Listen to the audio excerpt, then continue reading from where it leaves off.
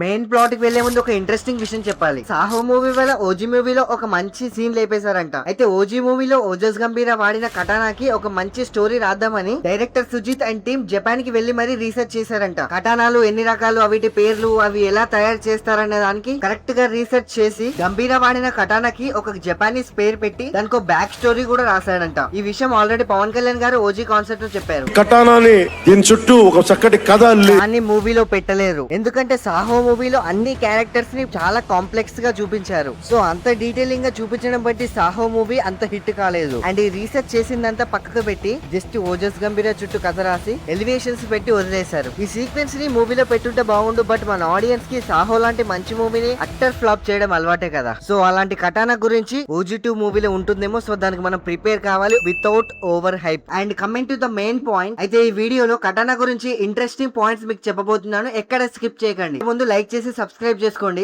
Yes, OG మూవీలో పవన్ కళ్యాణ్ వాడిన కటానా ఒక స్టైలిష్ వెపన్ కాదు. అయితే ఓజస్ గంభీర తన తండ్రి చనిపోయాక సమురే దగ్గర ట్రైనింగ్ తీసుకుంటాడు కదా. అయితే కటానాలో ప్రపంచంలోనే అత్యంత లెజెండరీ స్వాట్స్ లో ఒకటి. అసలు సమురే వారియర్స్ లో ఈ కటానా ఎందుకు అంత సోల్ గా భావిస్తారు, ఇంకా దీని గురించి ప్రపంచంలో ఉన్న బిగ్గెస్ట్ మిత్స్ ఏంది, పాయింట్ వైజ్ గా డిస్కస్ చేద్దాం. మనకి కటానా అని పేరు వినగానే జపాన్ గుర్తుకొస్తుంది, కానీ ఈ స్వాట్స్ వెనుక ఉన్న హిస్టరీ దాదాపు 700 ఇయర్స్ బ్యాక్. కొన్ని కటానాలు హిస్టరీ క్రియేట్ చేసిన కటానాలు కూడా ఉన్నాయి. దాని పేర్లు కూడా చెప్తాను. OG2 మూవీలో ఆ పేర్లు యూజ్ చేసే అవకాశం ఉంది. ఫస్ట్ ఇది హోంజో మసామునే, సెకండ్ ఇది డోజుగురి యసుస్తువా, థర్డ్ ఇది మికాజుకి మునేచికా, ఫోర్త్ ఇది ఒనీమకు కునిసుమా, ఫిఫ్త్ ఇది ఒనేహిరా. ఏమైనా తప్పు పలుకుంటే సారీ, ఎందుకంటే అది జపానీస్ లో ఉంటుంది. ఇప్పుడు చెప్పే పాయింట్ జస్ట్ జనరల్ నాలెడ్జ్ కోసం చెప్తున్నాను. చాలా వరకు అందరిలో ఒక మిత్ అనేది ఉంది. అదేంటంటే చాలా మూవీస్ లో కటానాతో కార్స్, గన్స్, స్టీల్ డోర్స్ కూడా కట్ చేస్తారు, కానీ రియాలిటీ మాత్రం వేరు. Real katana bamboo wood, tatami mats ఇలాంటి టార్గెట్స్ ని మాత్రమే అమేజింగ్ గా కట్ చేస్తాయి, కానీ సాలిడ్ స్టీల్ ని మాత్రం సినిమాలో చూపించినట్టు కట్ చేయవు. కటానా అనేది అన్ని నైఫ్ ల కంటే డిఫరెంట్ ఏంటో తెలుసా? దాని షేప్ పర్ఫెక్ట్ కర్వ్డ్ షేప్ లో ఉంటుంది.